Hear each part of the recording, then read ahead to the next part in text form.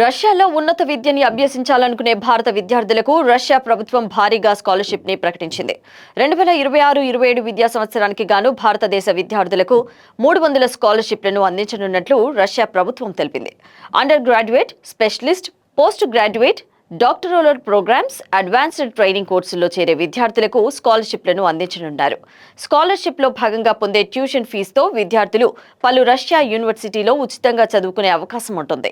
లొమనోసోవ్ Moscow state university, ఎంజీఐఎంఓ యూనివర్సిటీలకు మాత్రం ఈ స్కాలర్షిప్ వర్తించదు.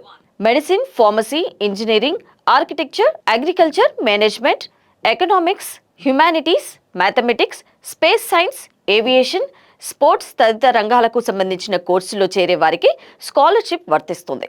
మెడిసిన్, ఇంజనీరింగ్ లాంటి కొన్ని కోర్సులను ఇంగ్లీష్లో అందించనున్నారు. రష్యా భాష మాట్లాడలేని విద్యార్థులు తమ ప్రధాన కోర్సులో జాయిన్ అవ్వడానికి ముందు 1 year ప్రిపరేషన్ లాంగ్వేజ్ కోర్సులో జాయిన్ అయ్యే అవకాశం కూడా ఉంది. స్కాలర్షిప్తో రష్యాలో చదువుకునే అవకాశాన్ని పొందాలనుకునే విద్యార్థులు ఎడ్యుకేషన్ ఇన్ రష్యా అనే అధికారిక పోర్టల్ ద్వారా మాత్రమే తమ అప్లికేషన్ను పంపాల్సి ఉంటుంది.